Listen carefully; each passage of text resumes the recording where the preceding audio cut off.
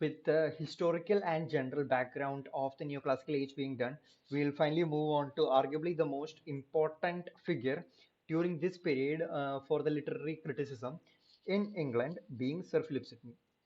Now, to understand Sir Philip Sidney's view on literature and the general, reply he had, or the general criticism he mentioned in his apology for poetry, we need to first understand what Gosson said in School of Abuse, right? Because this work was a direct reply to School of Abuse. So, if we look at School of Abuse, in that Gosson mainly says why poetry is bad because of four major reasons, and I believe these four major reasons are extremely important because only with this do you understand directly what Philip Sidney meant in these replies. So these four being: one, that a man could employ his time more usefully than in poetry. He's basically saying how poetry is generally a waste of time because there could be much better things that you could be doing by the time you're reading poetry. Two, it is a mother of lies.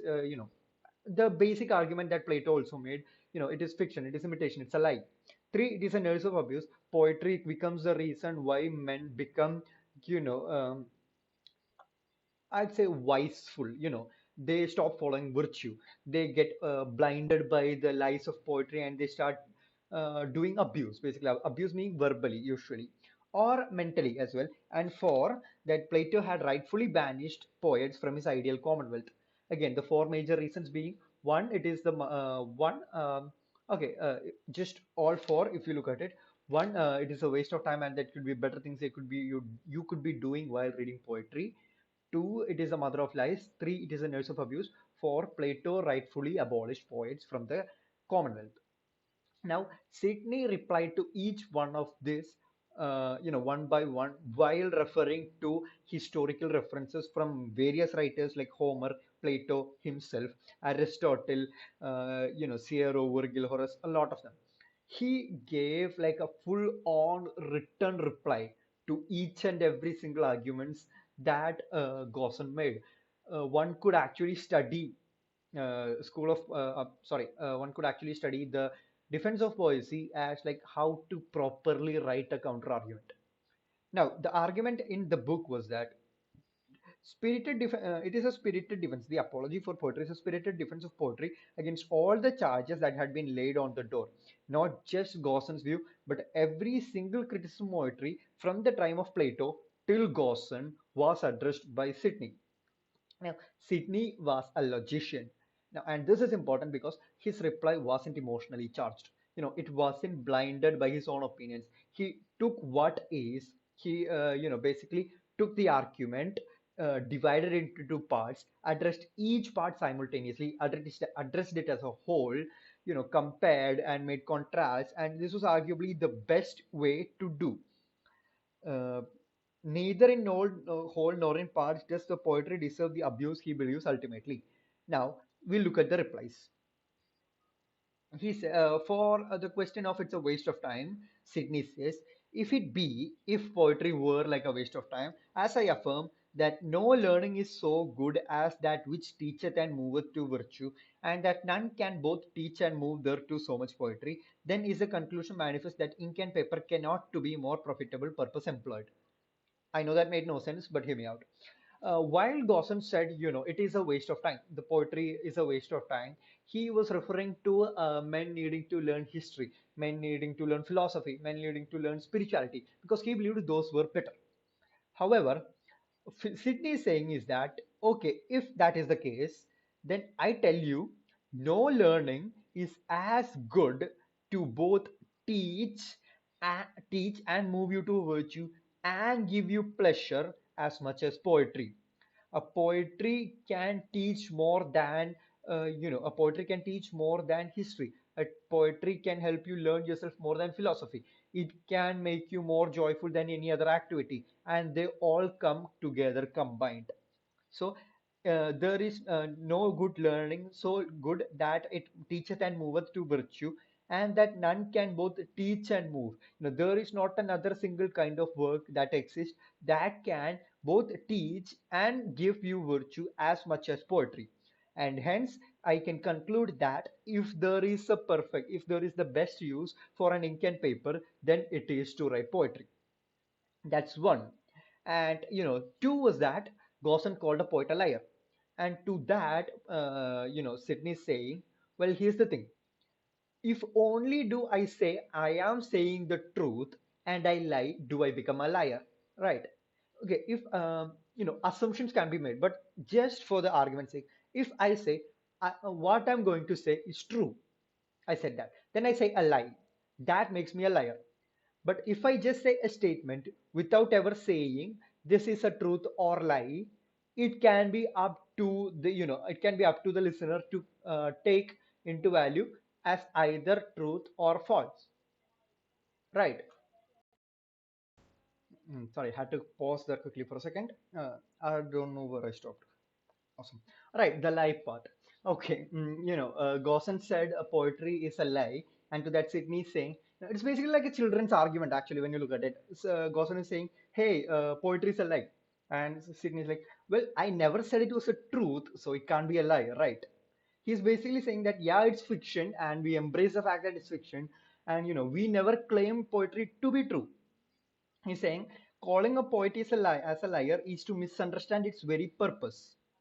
Now, third, okay, and by this part, there he goes in a lot of depth to say it, but basically saying, the thing with poetry is that we are not trying to propagate perfect worlds.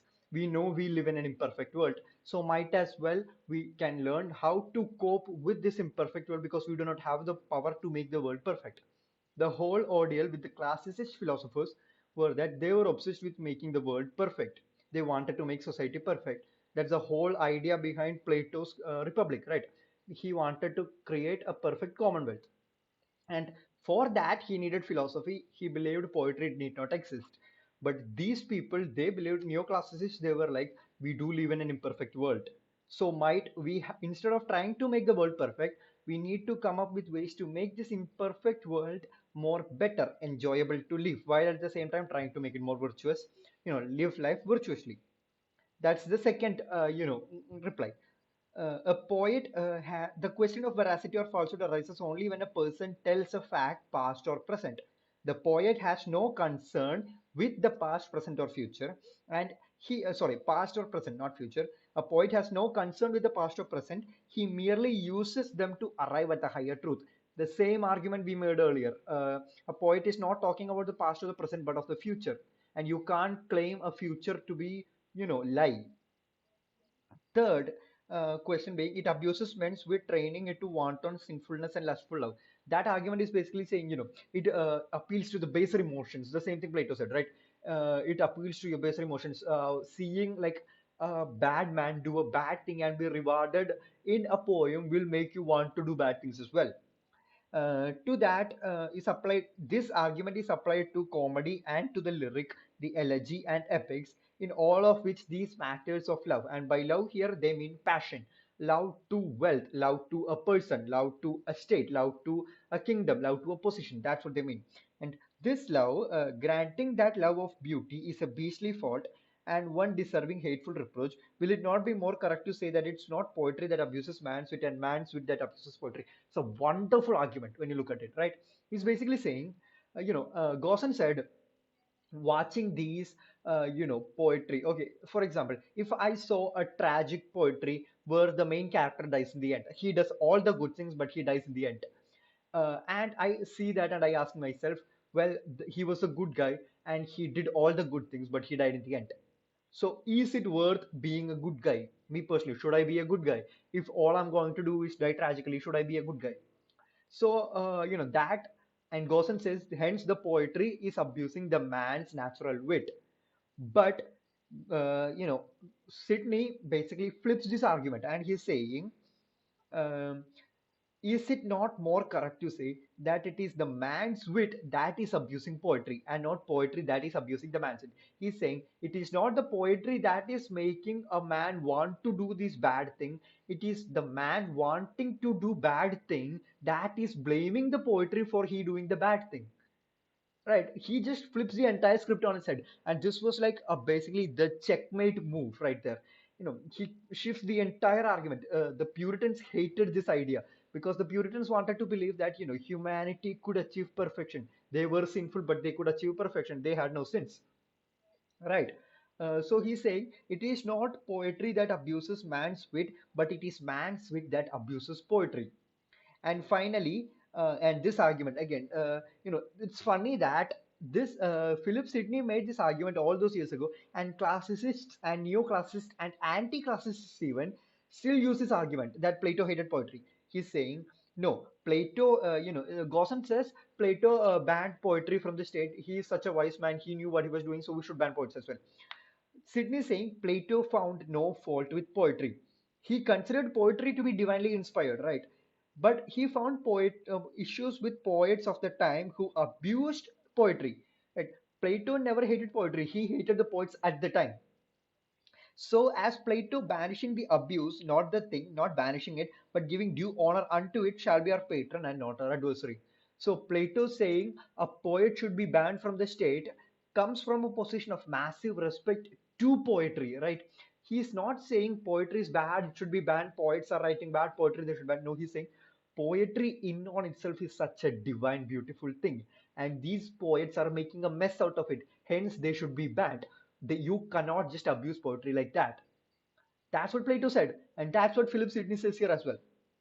And within that, all four of Gosson's core arguments were debunked and turned back on Gosson. Neither philosophers nor historians could at first have entered intelligent judgments if they had not taken a passport of poetry in the beginning. Poetry can at the same time work as an introduction for people towards history and philosophy, and could also act as the peak to reach once they have learned philosophy and history. Now, his views on classicism in on itself is not important. It was skipped in class as well. His value on criticism, however, is important because every time we look at criticism, that's the thing we are looking the most at, right? The value. Plato said it should teach. Aristotle said it should delight. Forrest said it should bring a combination of both. Longina said it should take you to the sublime. Now, Sidney believed his conception of poetry, although he was a follower of Aristotle, Sidney in him on itself, his conception of poetry is different from Aristotle. To Aristotle, poetry was an art of imitation for the pleasure of imitation, right? We imitate for the pleasure. Imitation gives in on itself. A child imitates their parent because the child feels happy when they are imitating that. A poet imitates nature because he himself feels the pleasure when imitating that. That's what Aristotle believed. But Sidney, however, believed that poetry is an art of imitation for a specific purpose. We imitate, yes, but we do that imitation not for the pleasure of imitation it is, but we do it for a purpose. And that purpose was to teach and delight. In quotes written in italics, to teach and delight. Both teaching and delight should come equally.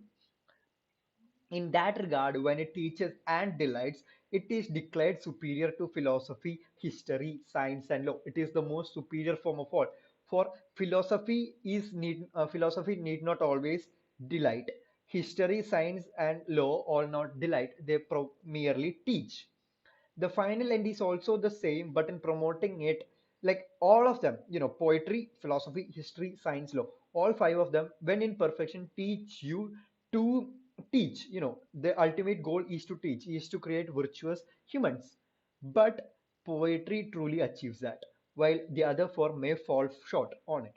And there, Sidney unconsciously, differs from Aristotle to the idea of imitation, because he doesn't say, okay, we imitate, we are the bad guys. No, he's saying, I, as a poet, I'm not merely imitating, right? I'm not just writing down every single point. Like the earlier example I said in the last video, right? The sun rising. I'm not merely stating that the sun rises in X and X angles at this time. No, I am projecting my own ideas towards the sun, right? I'm writing more than just the fact. And with that, I'm creating something new there. The new idea I'm creating, right? There's a new idea there. We're going back to the whole argument. There is invention, there is creation there. It is not mere adaptation, it is not mere imitation. There is new creation happening there. This ultimately brings Sidney closer to Plato. He believes in Plato's idea ultimately. He himself agrees with it, right?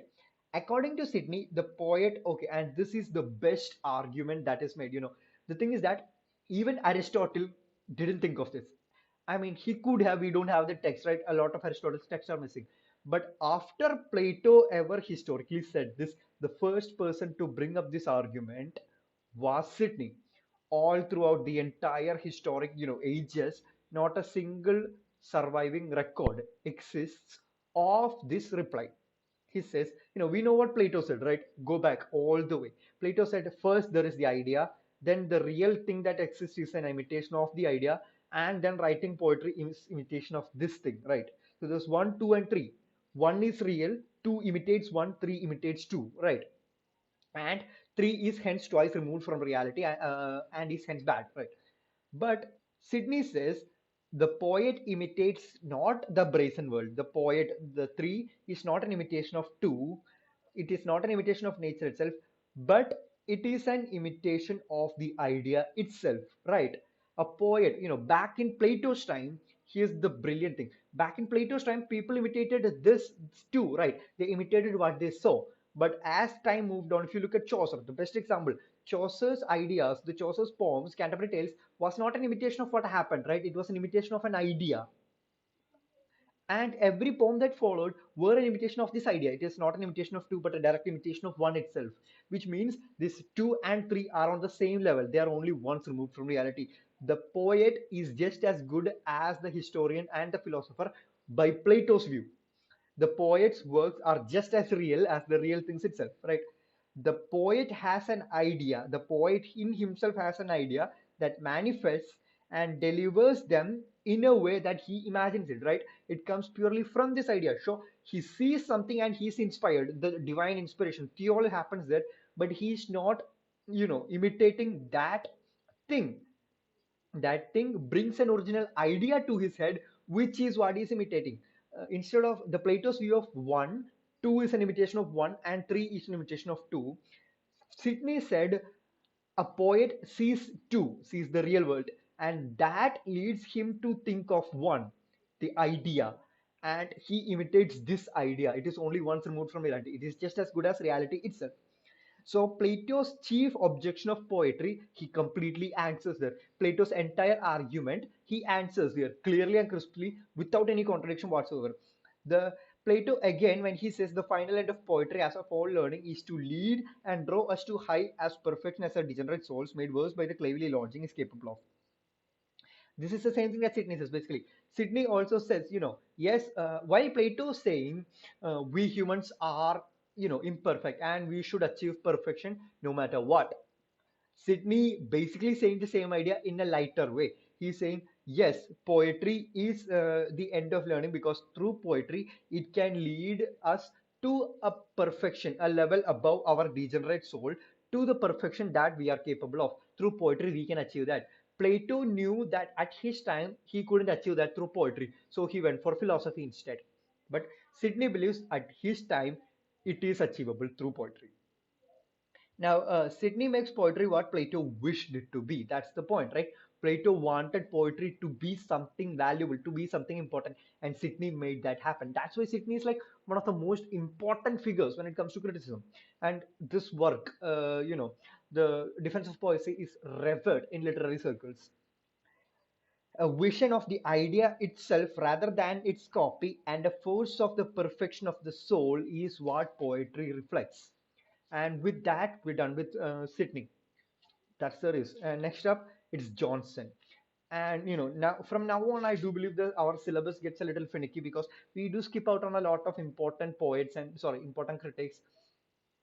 And I have no idea why we're only this far into our syllabus because there's still a lot more to cover. So the coming classes are going to be heavily rushed in class. I highly recommend this textbook because this textbook it's like the language is so crisp, it's very easy to understand. Um, I don't know how fast we'll go in class, how fast ma'am is going to go. We did kind of start the triumph of classism, we kind of talked about it in class. I do believe ma'am will start Dryden tomorrow. We skipped Ben Jonson for some reason, although I do believe he's very important. The rise of classism, ma'am, talked about it, but I'm not sure if I should get into it right now. I might, if I do get time, I'll read into it. I'll start John Dryden as well reading. And once I'm familiarized with it, I'll, start talking about it in a video. Hopefully, probably, maybe. But yeah, that's all. Thank you.